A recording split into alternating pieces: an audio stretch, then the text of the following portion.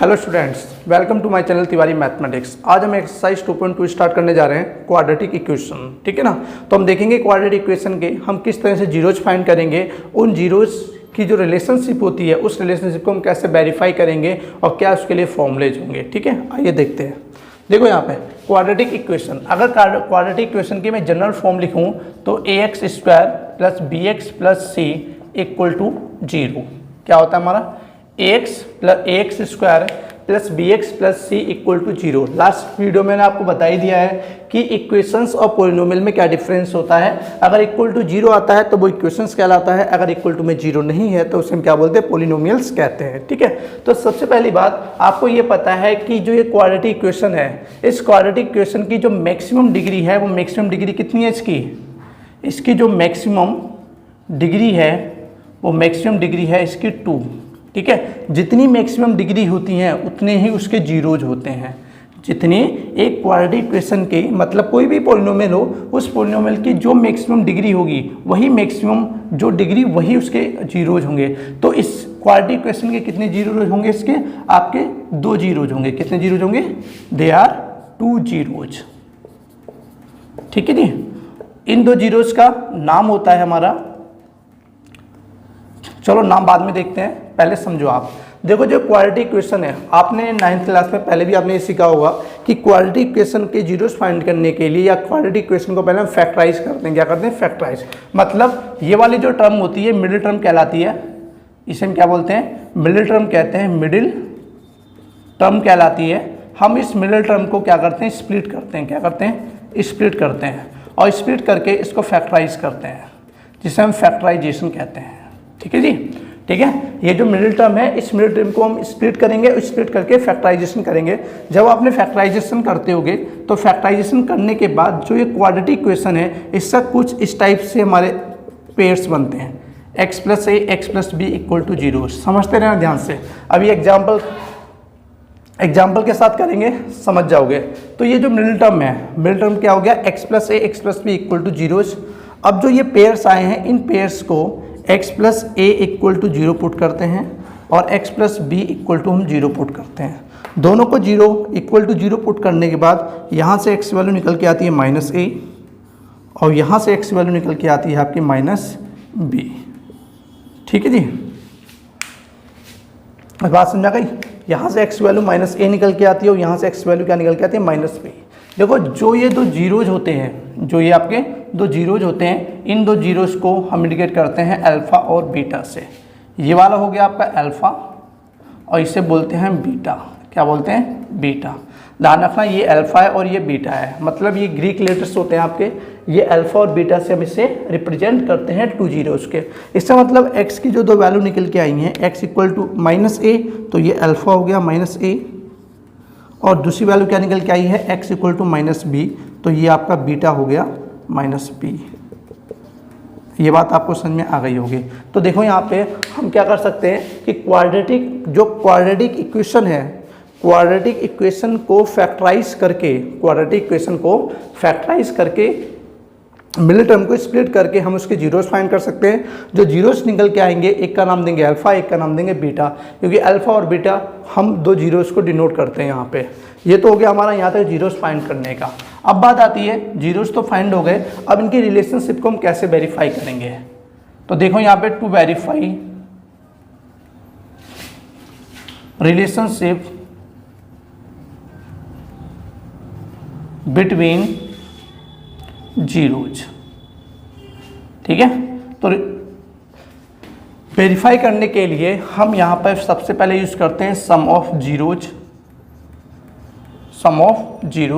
और दूसरा यूज करेंगे हम प्रोडक्ट ऑफ जीरोज। ध्यान रखना, जब कभी भी आपको रिलेशनशिप वेरीफाई करने के लिए कहता है, ठीक है, तो सम ऑफ जीरोज और प्रोडक्ट ऑफ जीरोज दोनों का ही यूज करना है। सम ऑफ जीरोज को क्या लेट किया हमने? अल्फा और बीटा होते हैं, तो सम ऑफ जीरोस दोनों का sum alpha plus beta equal to होता है माइनस बी अपॉन में ए।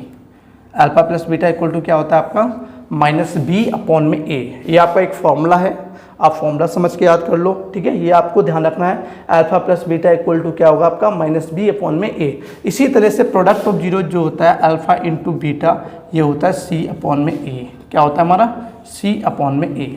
ठीक है, तो alpha plus beta equal to minus B upon में ए, और अल्फा इंटू बीटा क्या हो गया हमारा सी अपॉन में ए। ये दोनों ये LHS RHS ये इक्वल आनी चाहिए। अगर ये इक्वल आता है तो आपके जीरो सही है, मतलब वेरीफाई हो जाएगा। टू वेरीफाई करना है वो आपका हो जाएगा। ठीक है, तो ये तो हो गया आपके दोनों फॉर्मूले वेरीफाई करने के लिए। ठीक है, अगर मान लीजिए अगर आपको जीरोज गिवन हो, जीरोज आर गिवन, ध्यान देना बात पे, अगर मान लो आपको जीरोस दे रखे हों और आपसे कहे फाइंड कीजिए पोलिनोमियल को, टू फाइंड क्वाड्रेटिक पोलिनोमियल। अगर आपसे कहता है कि क्वाड्रेटिक पोलिनोमियल को फाइंड करो, तो क्वाड्रेटिक पोलिनोमियल को फाइंड करने के लिए जो हम फॉर्मूला यूज करते हैं वो है x square minus sum of zeros plus product of zeros. ये आपका फॉर्मूला है। ठीक है ना, तो जो मैंने आपको एक कॉन्सेप्ट बताया यही आपका कॉन्सेप्ट है कि क्वाड्रेटिक एक्सरसाइज 2.2 का, कि हमें किस तरह से हम जीरोस को वेरीफाई करेंगे। सिंपल है, कुछ नहीं करना, आपको क्वाड्रेटिक इक्वेशन लेनी है, उसके मिडिल टर्म को स्प्लिट करना है, स्प्लिट करके फैक्टराइज करना है और दोनों एक्स की वैल्यू निकाल लेनी है। जो एक्स वैल्यू निकल कर आएगी वो आपकी अल्फा और बीटा कहलाएगी। जब अल्फा और बीटा आपके निकल जाएंगे, ठीक है, फिर आप क्या करो, सम ऑफ जीरोज लिखोगे, product of zeros, alpha plus beta equal to minus B upon में alpha into beta equal to C upon में ए। जो ये आपके अल्फा प्लस, ध्यान देना, जो अल्फा प्लस बीटा जो आएंगे इन दोनों का सम और माइनस बी अपॉन में ये इक्वल होना चाहिए। और ध्यान रखना यहाँ पे जो ये ए बी सी जो लिए जा रहे हैं, ध्यान देना, जो इस वाली इक्वेशन के अंदर है आपके ए बी सी, ये आपके कोफिशिएंट कहलाते हैं। देखो एक्स स्क्वायर के जो मल्टीपल में होगा वो ए कहलाएगा, एक्स के मल्टीपल में जो होगा वो बी कहलाएगा, और जो कॉन्स्टेंट होगा वो आपका सी कहलाएगा। ठीक है, ये तो हो गया हमारा क्वाड्रेटिक इक्वेशन। आइए इसके ऊपर एक एग्जाम्पल करते हैं और एग्जाम्पल की हेल्प से समझते हैं कि पूरा कॉन्सेप्ट क्या है। एग्जाम्पल हमने लिया है x square plus 3x minus 10 equal to 0। तो सबसे पहले ध्यान दो, यहाँ पे एक कोफिशिएंट एक बार देख लो। जैसे एक्स स्क्वायर के मल्टीपल में क्या है, कुछ नहीं है, तो a की वैल्यू 1 हो गई। यहाँ पे x के मल्टीपल में 3 है तो इसकी वैल्यू 3 हो गई, और यहाँ पे कुछ कॉन्स्टेंट -10 है तो यहाँ पे c की वैल्यू क्या हो गई, -10। अब देखो यहाँ पे सबसे पहले तो हमें क्या करना है, इसका फैक्टराइजेशन करना है। फैक्टराइजेशन देखो यहाँ पे एक्स स्क्वायर के मल्टीपल में क्या है, कुछ नहीं है तो 1 है, और ये 10 है। 1 की 10 से मल्टीप्लाई करो, कितना आएगा 10। दो ऐसी डिजिट आपको देखनी है, दो ऐसी डिजिट देखनी है जिसका मल्टीप्लाई करें तो 10 आ जाए, और उन्हीं दोनों डिजिट को आपस में प्लस या माइनस किया जाए तो आपके क्या आना चाहिए, मिडिल टर्म मतलब 3 आना चाहिए। आपको पता है 5 की 2 से मल्टीप्लाई कर दो तो 10 आ जाएगा, और 5 में से 2 माइनस कर दो तो कितना आ जाएगा, 3 आ जाएगा। इसका मतलब हमारी दो टर्म्स कौन सी हो गई, एक टर्म हो गई 5 और एक टर्म हो गई -2। तो देखो यहाँ पे ध्यान से, आप पहले एक्स स्क्वायर को ऐसे का ऐसे लिखो, यहाँ पे साइन ध्यान देना, यहाँ पे साइन है प्लस का तो प्लस लो, इस प्लस के साथ हमेशा ग्रेटर नंबर को लेना है, प्लस के साथ हमेशा, मतलब जो ये साइन है उसी साइन को लिखना है, और साथ हमेशा ग्रेटर नंबर। ग्रेटर नंबर क्या है आपका 5 है, तो 5 के साथ x आ जाएगा। अब ये जो साइन है प्लस और जो बीच में साइन आ रहा है माइनस, इन दोनों की आपस में मल्टीप्लाई करनी है आपको, प्लस और माइनस। प्लस की मल्टीप्लाई आप माइनस से करोगे तो प्लस माइनस आपका माइनस हो जाएगा, ये आपका 2x -10 इक्वल टू 0। अब इन दोनों में कॉमन लो और इन दोनों में कॉमन लो। अगर इन दोनों में कॉमन लेता हूँ तो ये आएगा आपका x, तो ये बचेगा x + 5।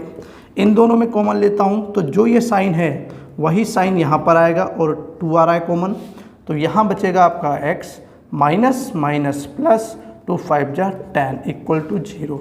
इन दोनों में कॉमन लो, इन दोनों में कॉमन लेता हूँ तो x + 5, यहाँ आएगा x और यहाँ आएगा -2 इक्वल टू 0। देखो अभी मैंने कॉन्सेप्ट समझाया था कि x + a x + b, तो यही दो जो पेयर से निकल के आ गए, इन दोनों को इक्वल में 0 रखना है, क्योंकि मैं जीरोस फाइंड करने हैं, तो इक्वल टू में 0 पुट करो, और 0 पुट करके जो x की वैल्यू निकल के आ जाएगी वही आपके क्या कहलाएंगे, जीरोज कहलाएंगे। तो यहाँ पर x की वैल्यू है -5, तो ये अल्फ़ा की वैल्यू हो गई, और यहाँ x की वैल्यू 2 आई है तो ये बीटा की वैल्यू हो गई। मतलब अल्फ़ा और बीटा हमारे निकल कर आ चुके हैं। ठीक है, बात समझ आ गई। अब दूसरा पॉइंट समझिए, अल्फ़ा और बीटा हमारे निकल चुके हैं, अब हमें इन्हें वेरीफाई करना है। क्या करना है, वेरीफाई। वेरीफाई का मतलब क्या जीरो जो निकल के आए हैं वो सही है, ठीक है ना, उनके रिलेशनशिप को।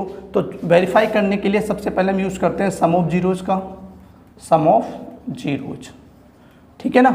सम ऑफ जीरोज होते हैं alpha plus beta equal to -b upon में a। अल्फ़ा की वैल्यू आई है -5 और बीटा की वैल्यू आई है 2, इक्वल टू माइनस बी की जो वैल्यू है, देखो बी की वैल्यू क्या है हमारे पास 3 है और ए की वैल्यू क्या है हमारे पास 1 है।